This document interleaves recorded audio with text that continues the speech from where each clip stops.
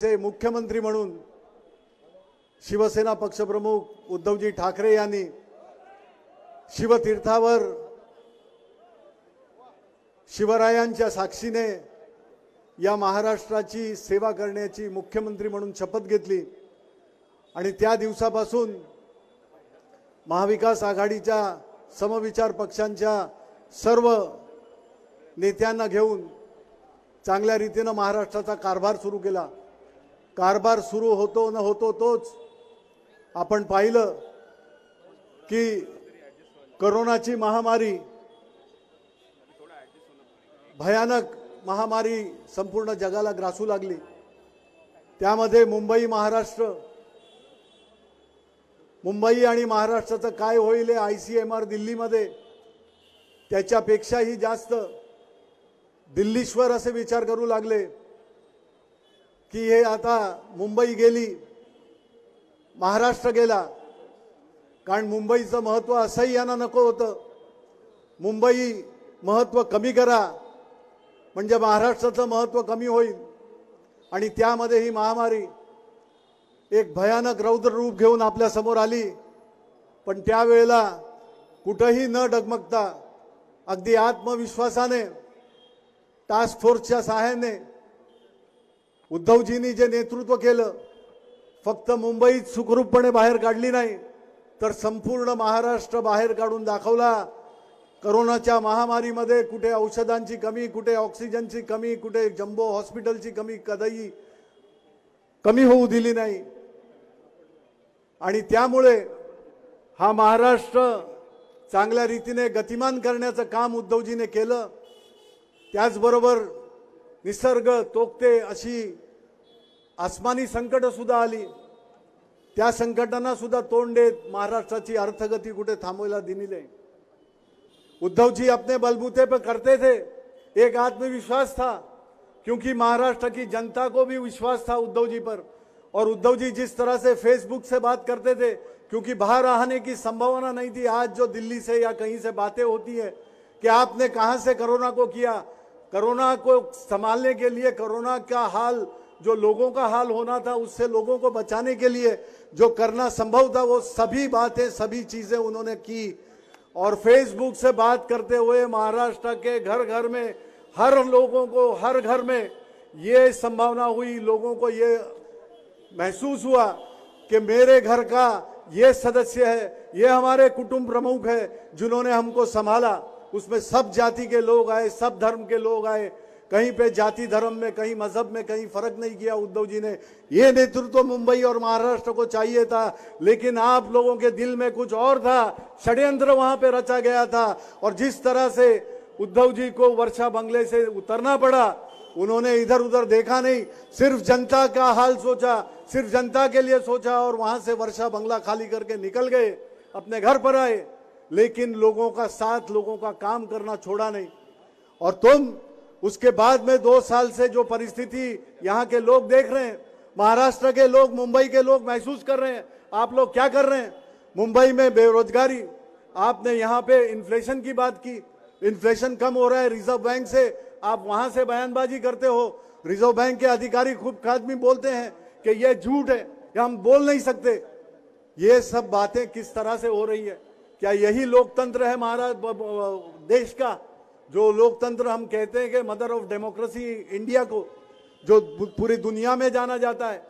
आप दुनिया के Indian diaspora से बात करते हैं, वहां के लोगों को आप विश्वास देते हैं, लेकिन इस धरती के लोगों को आप क्या विश्वास देंगे? मुंबईला तोडण्याचा डाव तुम्ही करताय, महाराष्ट्र संपवण्याचा विचार तुमच्या मनामध्ये आहे। हे कदापि मुंबई आणि महाराष्ट्राची जनता होऊ देणार नाही, कारण इथे नेतृत्व महाविकास आघाडीचं करण्याचं सामर्थ्य शिवसेना पक्षप्रमुख उद्धवजी ठाकरे यांच्याकडे आहे। आणि जनतेचा विश्वास आणि नेत्यांचं काम यामुळे महाराष्ट्र पुढे जाणार, नक्कीच पुढे जाणार।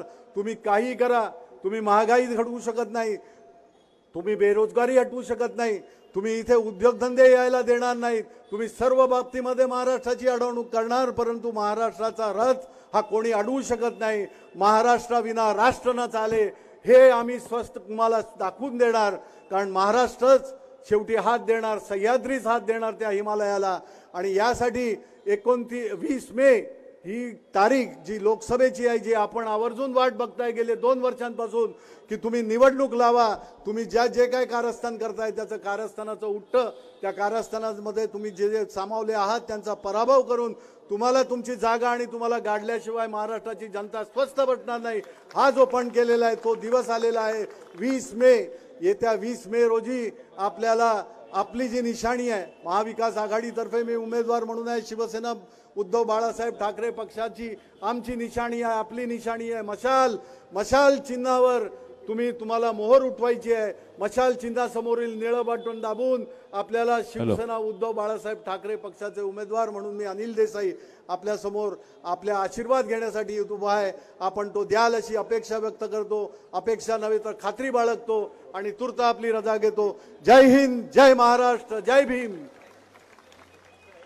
काँग्रेसचे नेते सन्माननीय आमदार भाई जगताप हे संबोधित करण्यापूर्वी मी विनंती करतो की त्यांचा आपण या ठिकाणी पुष्पगुच्छ देऊन सन्मान करायचा आहे.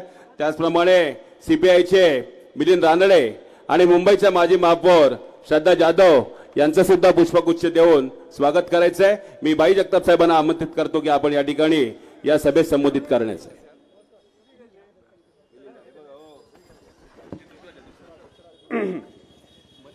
महाविकास आघाडीच्या ह्या दणदणीत प्रचार सभेला तुम्हा आम्हा सगळ्यांना मार्गदर्शन करण्यासाठी उपस्थित असलेले महाराष्ट्र राज्याचे माजी मुख्यमंत्री आणि खऱ्या बाळासाहेबांच्या शिवसेनेचे प्रमुख, ज्यांच्या माध्यमातून आम्ही महाराष्ट्र 2.5 वर्ष सत्ता असताना, जगभरावरचं संकट असताना ज्याचा उल्लेख या ठिकाणी अनिल देसाई साहेबांनी केला, सामर्थ्याने आम्ही उभे राहिलो. नुसते उभे राहिलो नाही तर जगभरामध्ये मुंबई आणि महाराष्ट्रासारखी करोनामध्ये असलेली सेवा कोणीच देऊ शकलं नाही हे त्यांना सांगावं लागलं विरोधकांना. आदरणीय उद्धवजी ठाकरे, आदरणीय अनिल देसाईजी, आदरणीय मंच, मला 2020ची सवय लावलेली आहे. तुम्हीच लावली ती सगळी 2020ची सवय. म्हणजे 5 दिवसावरनं आपण 1 दिवसावर आलो होतो, पण आता आपल्या सगळ्यांना हे जाणणं गरजेचं आहे. आणि मी नेहमी सांगतो, हे युद्ध आहे. हे युद्ध कसलं आहे? या 3 विभूती इकडे ज्या आपल्या समोर आहेत, छत्रपती शिवबाचा हा महाराष्ट्र, ही धरती छत्रपती शिवबाची, तुम्हाला आणि आम्हाला या एवढ्या संख्येने आज या ठिकाणी एकत्र येण्याचा, मला या ठिकाणी माझं भाषण करण्याचा, आमच्या सगळ्यांना आमचे किंवा तुमचे विचार ऐकण्याकरता ज्या बाबासाहेब आंबेडकरांनी आम्हाला घटना दिली, माणूस म्हणून जगण्याचा अधिकार दिला, त्या बाबासाहेब आंबेडकरांचा मूळ गाव असलेली ही आमची, त्यांची ही धरती, आणि ज्या बाळासाहेबांनी तुम्हाला आणि आम्हाला जगभरातल्या आमच्या मराठी बांधवांना अभिमानाने जगायला शिकवलं, त्या बाळासाहेब साहेबांची ही धरती. मला या ठिकाणी मुद्दाम सांगावंसं वाटेल, मैं जो युद्ध की बात कर रहा हूं वो युद्ध क्या है? वो युद्ध है जो लोकतंत्र इस देश में पिछले 75 साल से आप और हम देख रहे हैं, हम जी रहे हैं. आज वो लोकतंत्र तकलीफ में है. जिस संविधान की मैं बात कर रहा हूं, डॉक्टर बाबा साहब आंबेडकर के संविधान की बात कर रहा हूं, आज वो संविधान तकलीफ में है. इसके लिए ये युद्ध है. ये लोकतंत्र बचाने का युद्ध है, ये हमारा संविधान बचाने का युद्ध है. और सबसे इंपॉर्टेंट, जिन्होंने गद्दारी की है उन गद्दारों को उनकी जगह दिखाने का ये युद्ध है. ये हम सब लोगों को समझना है. और इसलिए मैं यकीन के साथ ये कहना चाहता हूं, मैंने 50-55 साल मैंने भी मुंबई में निकाले, और आज ये मुंबई, इसका मतलब होता है एक छोटा हिंदुस्तान। मुंबई में जो भी कोई आता है अपना हो जाता है। आज जिस मंच पे मैं खड़ा हूं, आज जिस हलके में मैं खड़ा हूं, मैं जानता हूं, चाहे साउथ इंडिया के लोग हो, चाहे नॉर्थ इंडिया के लोग हो, विविध हमारे प्रदेशों से आने वाले लोगों अपनी रोजी रोटी तलाश करने के लिए यहां मुंबई में आते हैं और अपना गुजारा करते हैं। ये मुंबई है और ये मुंबई उनको रोजी रोटी देती है। लेकिन अब इक्वेशन बदली हो रहे हैं। मुंबई से जो मुंबई की शान, आन बान शान हमारे सारे मार्केट थे, चाहे वो हमारा डायमंड मार्केट हो, चाहे वो हमारा लोहा मार्केट हो, चाहे हमारा सबसे बड़ा इंपॉर्टेंट काम, और मैं बताना चाहता हूं पाप, जो उस वक्त देवेंद्र फडणवीस जब महाराष्ट्र के मुख्यमंत्री थी तब हुआ है, वो ये है कि हमारा फाइनेंशियल सेंटर बीकेसी में जो हमारा फाइनेंशियल सेंटर आना था, क्यों वो गुजरात में गया? क्यों हमारा डायमंड मार्केट गुजरात में जा रहा है, सूरत में जा रहा है? क्यों हमारा लोहा मार्केट गुजरात में जा रहा है? क्योंकि उनको मुंबई का महत्व कम करना है, उनको मुंबई का महत्व कम करना है। मला या ठिकाणी मुद्दाम सांगावंसं वाटेल, ही मुंबई अशी मिळाली नाही, यासाठी 105 हुतात्म्यांना स्वतःचा प्राण अर्पण करावं द्यावं लागलं, तेव्हाही आम्हाला मुंबई मिळालेली आहे। पर वो गुस्सा इनके दिमाग में, इनके दिलों में है, और आज वहां जो बैठे डिक्टेटर की तरह, एक हुकुमशाह की तरह, वो वहां से सारे हिंदुस्तान को देख रहे, आंख रहे।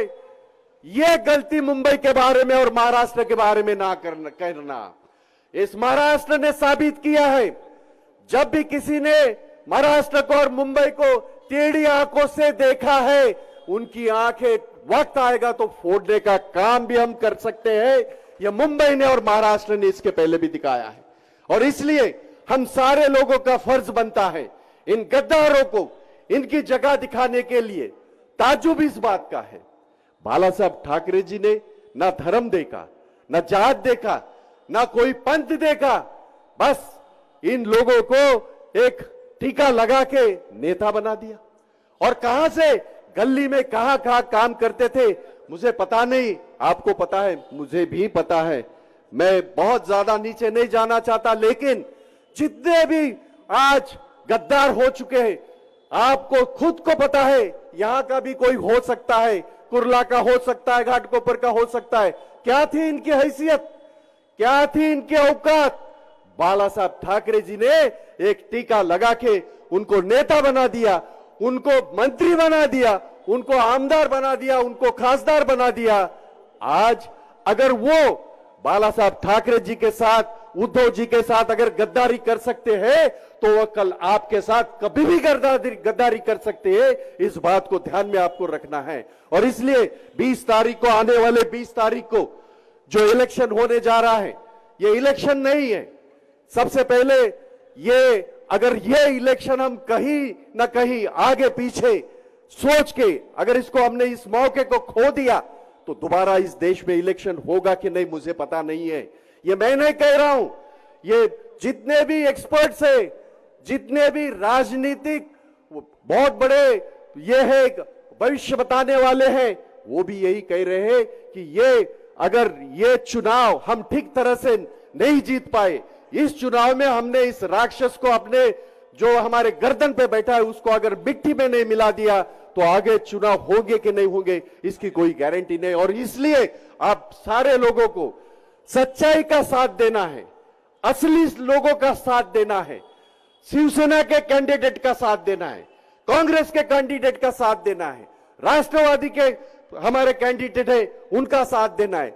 चूंकि महाविकास आघाड़ी यहां लड़ रही है, इसलिए मैं महाविकास आघाड़ी की बात कर रहा हूं। हालांकि पूरे देश में इंडिया करके हम सारे लड़ रहे हैं। और मैं यकीन के साथ कहना चाहता हूं, आज जिस मात्रा में, जिस ढंग से आप यहां इकट्ठा हुए हैं, तो मैं यकीन के साथ कहना चाहता हूं, अब मोदी सरकार तड़ीपार, अब की बार मोदी सरकार तड़ीपार। उद्धव जी, आपने हमें बहुत बड़ा एक नारा दिया है। आज तक वो नारा देते थे और हम उनके पीछ पे खेलने की कोशिश करते थे। आपने 2020 में हमें एक नारा दिया है, अब की बार भाजपा तड़ीपार, अब की बार, अब की बार, अब की बार। धन्यवाद। जय हिंद, जय महाराष्ट्र, जय भीम। निश्चितपणे या ठिकाणी सायनकोळी वाडा विधानसभा क्षेत्रातील पदाधिकारी, महाराष्ट्राचे कुटुंब प्रमुख आदरणीय उद्धव बाळासाहेब ठाकरे यांचा सन्मान करतील। पोडियम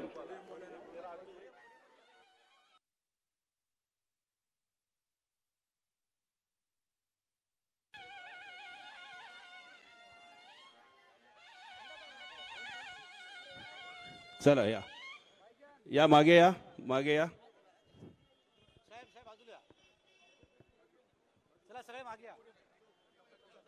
देश हुकुमशाहीच्या वळणावर असताना प्रत्येक सामान्य नागरिकांना ज्यांचा आधार वाटतो ते आदरणीय उद्धव बाळासाहेब ठाकरे आता आपल्याला संबोधित करणार आहेत। छत्रपती शिवाजी महाराज की, परमपूज्य डॉक्टर बाबासाहेब आंबेडकरांचा, हिंद हृदय सम्राट शिवसेना प्रमुख सन्मान्य बाळासाहेब ठाकरेंचा, महाविकास आघाडीचा अनिल देसाई साहब आगे बढ़ो, अनिल देसाई साहब आगे बढ़ो। निमिष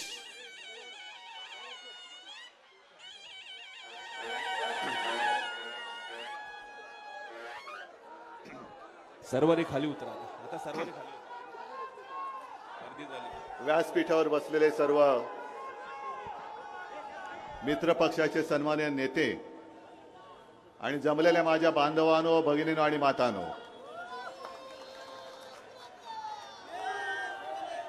माझ्या आधीचे दोन वक्ते जरा हिंदी आणि मराठीमध्ये बोलले।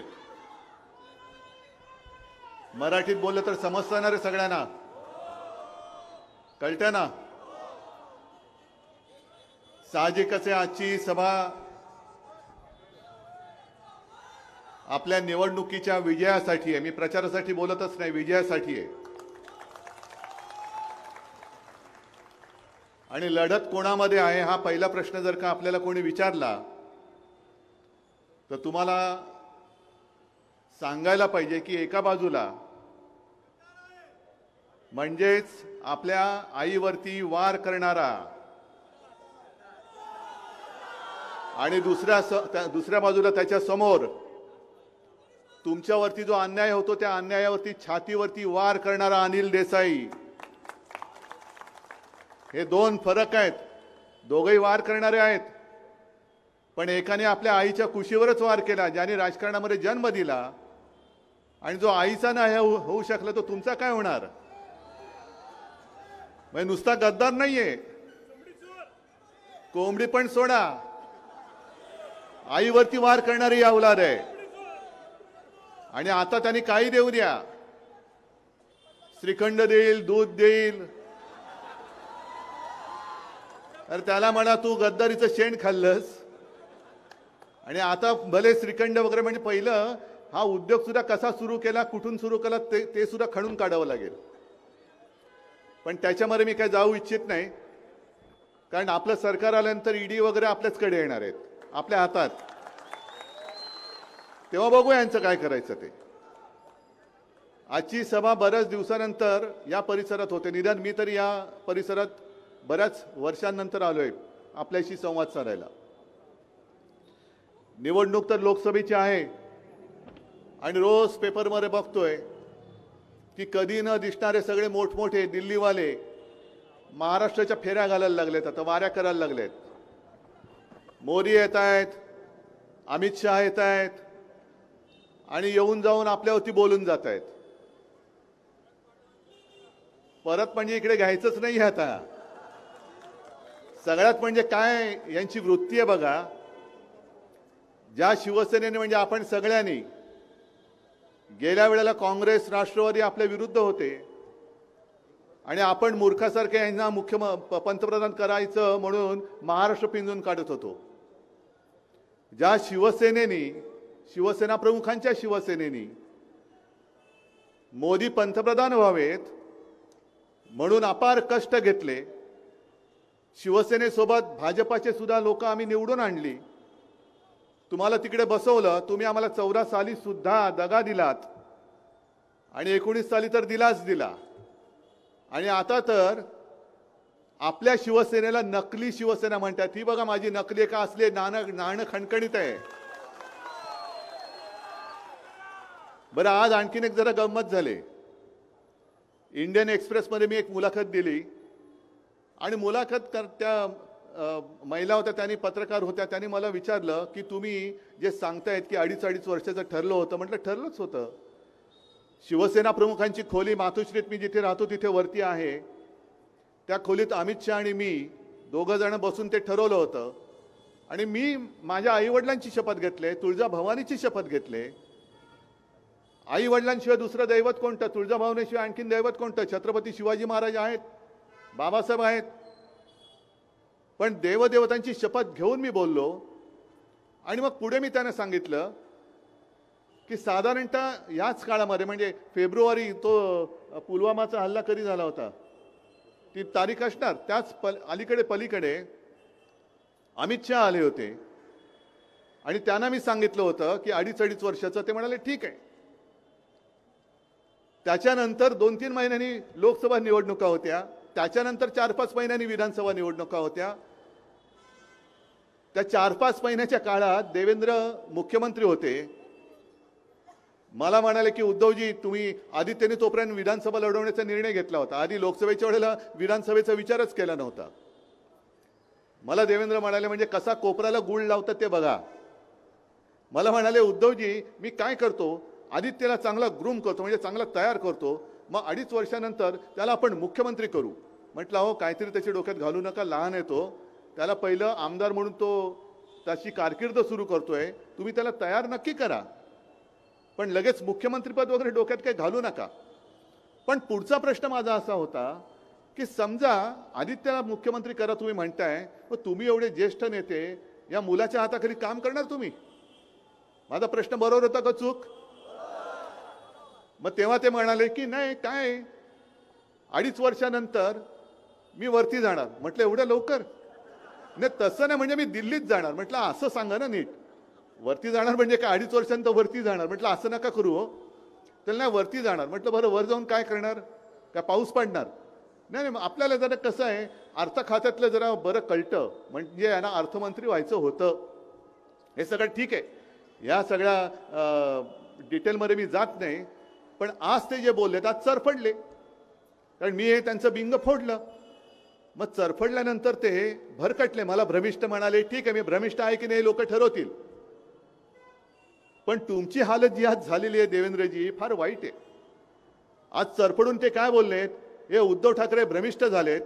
आधी म्हणाले अमित शहाना कुठल्या तरी खोलीत घेऊन गेले, नंतर म्हणाले देवेंद्रनी शब्द दिला. अहो देवेंद्र जनाची नाहीतरी मनाची ठेवा, दोन्ही तुम्हाला नाहीये आम्हाला माहिती आहे. लाज लज्जा सोडलेला कोडगा माणूस आहे. कारण ज्याला तुम्ही कुठली तरी खोली म्हणताय ती खोली तुमच्यासाठी कुठल्या तरी खोल्या बऱ्याच असतील, त्या खोल्यांमध्ये तुम्ही काय करता आम्ही नाही बघू इच्छित. पण ज्याला कुठली तरी म्हणताय ती कुठली तरी नाही, मातोश्रीमध्ये ज्याला आम्ही मंदिर मानतो ती बाळासाहेबांची खोली आहे. आणि त्याच खोलीत अमित शहा नाक रगडायला आले होते बाळासाहेबांच्या फोटो समोर. तीच ती खोली. आणि त्या खोलीत अमित शहानी तुम्हाला नो एंट्री केली होती, मी नाही. अमित शहानी सांगितलं होते तू बाहेर बस, तू बाहेर बस. 2 मोठी माणसं बोलतायत, तू बाहेर बस. मग तुम्हाला माहिती पण नाही. आणि त्याच खोलीमध्ये अटलजी आले होते, अडवाणीजी आले होते, राजनाथजी आले होते, प्रमोदजी यायचे, गोपीनाथजी यायचे. पण तुम्हाला तुमच्या नेत्यांनी बाहेर बस सांगितलं होतं, मी नव्हतं. त्याच्यामुळे तुम्हाला त्या खोलीचं महत्त्व माहिती नाही आहे. ती खोली आमच्यासाठी मंदिर आहे. आणि तिला तुम्ही नालायक माणसा तू कुठली तरी खोली म्हणतोस. होय, मी आज मुद्दामून नालायक म्हणतोय, कोडगा म्हणतोय, कारण माझ्या भावना या त्या बाळासाहेबांच्या खोलीबद्दल या अत्यंत संवेदनशील आहेतच. कधी कुठे जाताना, चांगलं कार्य करायला सुरू करताना त्या खोलीत जाऊन आम्ही शिवसेना प्रमुखांच्या तसबिरीसमोर आणि माझ्या माचा फोटो आहे त्याच्यासमोर नतमस्तक होतो, एवढं पावित्र्य आम्ही त्या खोलीला दिलेलं आहे. आणि तिला तुम्ही कुठली तरी खोली बोलता. जाऊ द्या, तुमच्या विचाराची खोलीच तेवढी आहे. विचारायला खोलीच नाही तुमच्या, उथळ विचाराचे तुम्ही आहात. आज जे तुमच्या विरुद्ध चहू बाजूनी देशामध्ये सगळे जे काय रान पेटलेलं आहे ते रान तुम्हाला विझवता येत नाहीये. अनेक ठिकाणी गावागावामध्ये तुमच्या सगळ्या चेल्या चपाट्यांना गावबंदी झालेली आहे. अगदी अशोक चव्हाणांना बघा, त्यांच्या सभेमध्ये लोकांनी गोंधळ घातलेला आहे. आता अशोक चव्हाणांना वाटत असेल, अरे मी जो काय काँग्रेसमध्ये होता तो बरा होतो, मला निदान लोक विचारपूस तरी करायची, आता घामच पुसावा लागतोय. विचारपूस तर सोडूनच द्या, गावातून पण हाकलून दिले त्यांना. म्हणजे एवढी वाईट हालत झालेली आहे. आणि हे मोदीजी जे आता येत आहेत सगळ्यांना, म्हणजे 2014 साली काय तुम्हाला सांगितलं होतं, 19 साली काय सांगितलं होतं, 14 साली सांगितलं होतं 5 वर्षांनी तुमच्या हातामध्ये ह्या गोष्टी असतील, 19 साली सांगितलं आणखीन 5 वर्षांनी असतील. आता 5-10 वर्षाचा हिसाबच नाही, एकदम 2047 साली तुमच्या हातामध्ये बघा काय असेल. 2047 साल कोण बघणार आहे? मोदीजी, मी कोणाचं वाईट चिंतत नाही. मग मी तुम्ही 2047 सांगतो, मी सांगतो 2050 साली बघा मी काय देतो तुम्हाला. मग काय वाटेल ते बोलायचं, उगाच काहीतरी सांगायचं. तुम्ही आज सगळेजण इकडे आलेला आहात, सगळ्यांना मी घर देणार, देशातल्या 140 कोटी लोकांना मी फुकट धान्य देणार, मी इथून चंद्रावरती रस्ता बांधणार. तुम्हाला तरी पटते? पण 2 वेळेला आपण कसे फसलो? आपण काय विचार केला सगळ्यांनी? समजा मी तुम्हाला सांगितलं मी इथून चंद्रावरती डायरेक्ट तुम्हाला ब्रिज करून देईन. मी सगळ्यांना विचारतो, महाविकास आघाडीतल्या, तुम्हाला शक्य आहे भाई? शक्य आहे? नाहीये. पण मी सांगतो, मग तुम्ही काय विचार कराल? अरे माहिती मला होणार नाही, हे तर नाहीच सांगतायत, पण हा सांगतोय देणार, तर हा देणार सांगतोय, याला मतं तर देऊन बघू. मग झालं, मत दिलं की अच्छे दिन आएंगे, 15 लाख रुपये येणार, या सगळ्या थापा. आणि आता एवढ्यावरती शिल्लक नाही राहिलेलं. भाई तुम्ही जे बोललात की ही मुंबई अशीच नाही मिळाली, आणि 105 हुतात्मे हे नोंद झालेले हुतात्मे आहेत. पण त्याच काळामध्ये एक परदेशी व्यक्ती, पत्रकार महिला ताया झिंकिन या मुंबईमध्ये आल्या होत्या. त्यांनी एक पुस्तक लिहिलंय, रिपोर्टिंग इंडिया. त्या पुस्तकात त्यांनी नमूद केलंय की जो गोळीबार तेव्हा झाला होता आणि जे गोळीबारामध्ये मृत्युमुखी पडले होते त्यांना बघायला त्या हॉस्पिटलमध्ये गेल्या, तेव्हा जवळपास 200 ते 250 शव त्यांच्या समोर अशी पडलेली होती. 200 ते 250. ही एवढी रक्त सांडून मिळवलेली ही आम्ही मुंबई आहे. घाम गाळून कष्ट करून कमावलेली ही मुंबई आहे.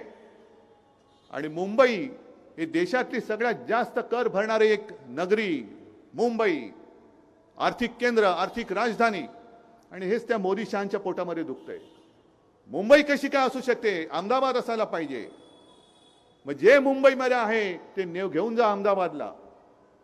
हिरे व्यापार घेऊन गेले, इतर अनेक गोष्टी ज्या कर रूपाने आपल्याला महसूल देत होते ते सगळेचे सगळे उद्योग आणि ऑफिस, अगदी सिमेंट पासून त्या अडानीमध्ये कुठली सिमेंटची कंपनी घेतली ती कंपनी सुद्धा त्यांनी ऑफिस अहमदाबादला, गुजरातला घेऊन गेले. माझं गुजरातबद्दल काही असूया नाहीये, गुजरातबद्दल काही द्वेष आहे असं अजिबात नाही. उद्या आपलं इंडिया आघाडीचं सरकार आल्यानंतर गुजरातच्या हक्काचं काय असेल ते आम्ही जरूर देऊ. गुजरातवरती अन्याय करणार नाही, अजिबात करणार नाही. पण मोदी जे करतायत की तुम्ही माझ्या महाराष्ट्राच्या तोंडातला घास काढून जे गुजरातला भरवत आहात तो घास आम्ही तुम्हाला काढू देणार नाही. आता मोदीजी, आम्हीच तुम्हाला गुजरातला पाठवल्याशिवाय राहणार नाही. तुम्ही सगळं आमच्याकडनं गुजरातला नेताय ना, मग आता जा, तुम्ही पण गुजरातमध्ये जा. तुम्ही नका जाऊ दिल्लीमध्ये, जा परत. अनेक ठिकाणी आज तर मी व्हिडिओ बघितला, घोषणा दिल्या जात आहेत, गो बॅक मोदी. हे संपूर्ण चित्र आज महाराष्ट्रामध्ये आहे आणि देशामध्ये आहे. आज मुंबई महापालिका जी लुटली जाते, जवळपास 1.5-2 वर्ष झालं मुंबई महापालिकेची निवडणूकच घेत नाहीत. एक प्रशासक तिकडे डोक्यावर ठेवलेला आहे आणि त्याच्या माध्यमातून ही लूट सुरू आहे. आणि काय काय गोष्टी ऐकल्यानंतर तर एवढं तळपायची आग मस्तकात जाते. 2012 सालापर्यंत तुम्हाला सगळ्यांना माहिती पाहिजे ही गोष्ट. मुंबई महापालिका ही तोट्यामध्ये होती, त्रुटीमध्ये होती. 640 कोटी रुपये मुंबई महापालिका त्रुटीमध्ये होती. ती आत्तापर्यंत जेव्हापर्यंत महापालिका विसर्जित झाली तेव्हा शिवसेनेची जी सत्ता होती त्यावेळेचा आकडा 90,000 कोटीच्या फिक्स डिपॉझिटमध्ये आपण ठेवी ठेवल्या होत्या. 640 कोटी मायनस पासून 90,000 कोटी प्लस पर्यंत गेलेली आपली महापालिका. आणि हा सगळा कॉन्ट्रॅक्टरचा कारभार जो चाललेला आहे, उगाच आम्ही बोलत नाही सूटबुटकी सरकार. रस्त्याची कामं काढतायत, आणखीन कसली कामं काढतायत, बरं काढा तुम्ही कामं. पण आता परिस्थिती अशी निर्माण होईल की कालांतराने मुंबईमध्ये विकास कामं तर ठप्प होतील, पण मुंबईच्या सफाई मजदूरांना सुद्धा पगार द्यायला मुंबई महापालिकेकडे पैसा शिल्लक राहणार नाही. सगळ्या ह्या मिंदे आणि शहा मोदींच्या मित्र कॉन्ट्रॅक्टरनी लुटलेली मुंबई असेल, भिकेला लावून टाकलेली मुंबई असेल. म्हणजे आमचं वैभव आहे. अनिल देसाई, तुम्ही जे बोललात की प्रत्येक वेळेला हिमालयाच्या मदतीला सह्याद्री धावतो, तसंच देशाच्या पूर्ण अर्थव्यवस्थेला मुंबई आधार आहे. जवळपास 36 ते 37% रक्कम कर, विविध कराच्या रूपाने ही एकटी मुंबई भरते. तिचं महत्व तुम्ही खतम करताय. आज बीएसटीला देण्यासाठी यांच्याकडे पैसे नाही आहेत. बीएसटीच्या कर्मचाऱ्यांना ग्रॅच्युटी द्यायचे, नाही देतात पैसे. पण मेट्रोचं जे काम आहे, मेट्रोचं काम हे राज्य सरकार आणि केंद्र सरकारचं काम आहे. पण मेट्रोच्या कामासाठी MMRDA 3,000 कोटी रुपये त्या माझ्या मुंबई महापालिकेच्या कष्टाच्या पैशातून उचलून MMRDA त्यांच्या कॉन्ट्रॅक्टरच्या उरावरती घालते. हा कुठला उपराटन आहे?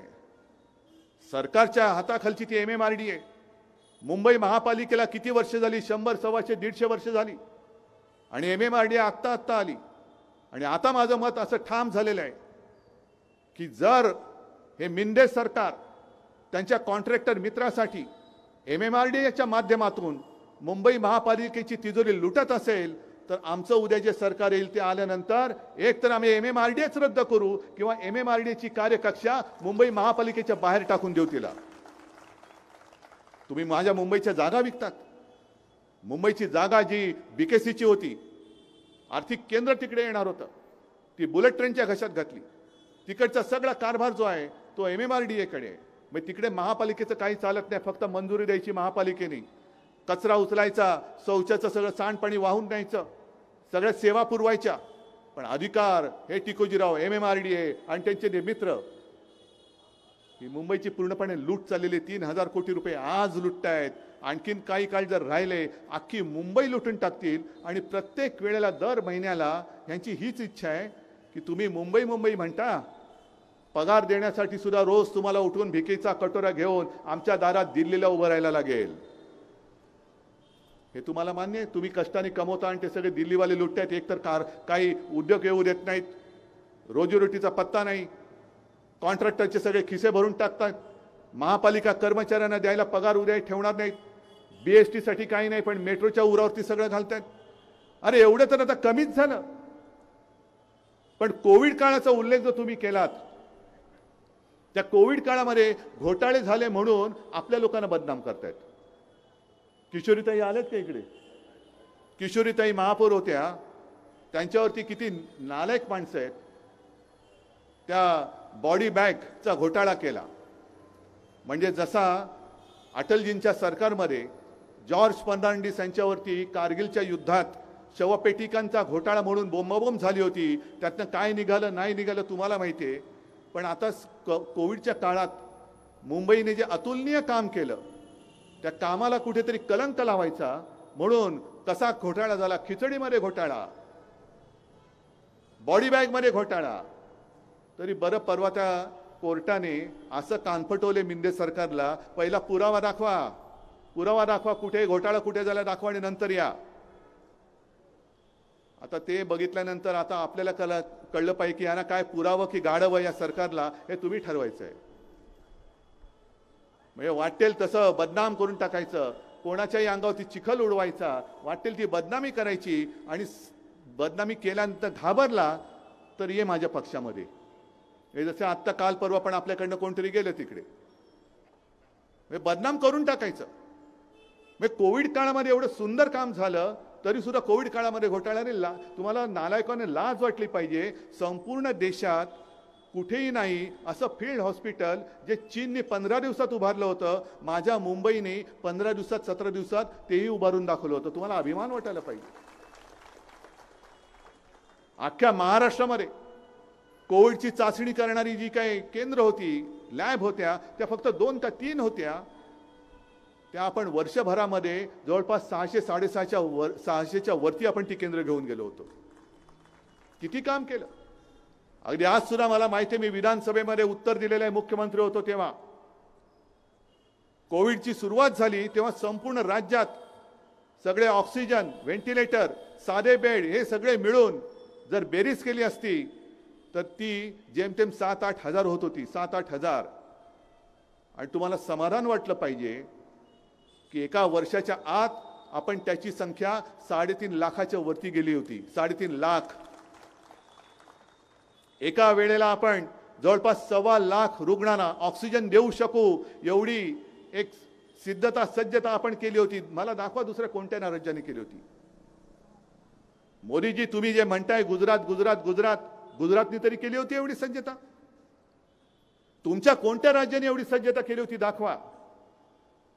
आणि माझं ते जे काय कौतुक झालं, देशातला सर्वोत्तम मुख्यमंत्री म्हणून, हे माझं कौतुक नव्हतं, ते माझ्या जनतेचं आणि माझ्या शासकीय यंत्रणेचं कौतुक होतं. मी एवढा काही मूर्ख नाही लगेच काहीतरी दुसऱ्याचं श्रेय घ्यायला नाही. जे मी सांगत होतो तुम्ही ऐकत होतात, म्हणून आपण मुंबई आणि महाराष्ट्र वाचवू शकलो. पोलीस असतील, अगदी वैद्यकीय सेवा देणारे कर्मचारी असतील, त्यांनी सुद्धा जीवावरती बेतू दे पण आम्ही रुग्ण वाचवणार. आणि अशीच एक रुग्णसेविका पुण्याच्या ससून हॉस्पिटलमध्ये रुग्णाची सेवा करताना कोरोना होऊन तिचं निधन झालं. तिचं नाव अनिता पवार. आपण सरकारने जाहीर केलं होतं, कोविड योद्ध्यांना जर कोविड काळामध्ये कोविडने मृत्यू झाला तर 50 लाख रुपये देऊ. मग ती अनिता पवार, तिचा मृत्यू झाल्यानंतर, कोविडने मृत्यू झाल्यानंतर तिच्या यजमानाने सरकारकडे मागणी केली, ह्याच मिंदे सरकारकडे. नाही म्हणाले, नाही देता येणार. मग ते कोर्टात गेले.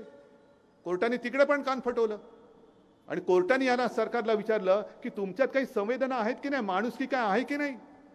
तुम्ही कोविडमध्ये ज्यांनी आपले प्राण गमावले त्यांच्या जीवाचं मोल तुम्हाला आहे की नाही. म्हणजे सगळं आणि सगळं फक्त माझ्या कॉन्ट्रॅक्टरसाठी. कोविडमध्ये मेले तर मरू द्या, कोविडमध्ये रुग्णाची सेवा करताना मेले तरी मरू द्या. अशा पद्धतीने हा कारभार चालणार असेल आणि आपल्या डोळ्यात देखत जर का माझ्या महाराष्ट्राचं आणि मुंबईचं वस्त्रहरण होत असेल तर तुम्ही सगळे मर्द नुसतं डोळ्यावरती पट्टी बांधून बघत बसणार. ही गद्दारी झाली ती केवळ शिवसेनेशी, केवळ माझ्याशी नाही झाली, ही गद्दारी तुमच्याशी पण झालेली आहे. ज्यांनी त्यावेळेला या गद्दारावरती, ज्यांनी आपल्या आईवरती वार केला, राजकीय आईवरती वार केला, शिवसेनेवरती वार केला, त्यांच्यासाठी मेहनत केली होती, त्याला जिंकून आणलं होतं, त्या सगळ्या निष्ठावंत, कडवट आणि मतदारांवरती सुद्धा त्यांनी वार केलेला आहे. त्यांच्याबरोबर त्यांनी गद्दारी केलेली आहे. आणि म्हणून मला असं वाटतं निर्णय काय हा स्पष्ट आहे. तुम्हाला निष्ठावान तुमचा खासदार पाहिजे की गद्दार पाहिजे हे तुम्ही ठरवायचं. निष्ठावान पाहिजे. पण आता आणखीन एक गोष्ट आहे, हे जरा दाखवा. कारण आपलं त्यांनी धनुष्यबाण चोरलेलं आहे. आणि मी मागे सुद्धा बोललो की अरे रावणाला शिवधनुष्य पेलताना आलं तर गद्दारांना पेलता येणार. गद्दारांच्या हातामध्ये, आणि ते सुद्धा थोडा काळ आहे. आणि मशाल द्या, माझ्याच काय सगळ्यांच्या हातामध्ये मशाल द्या.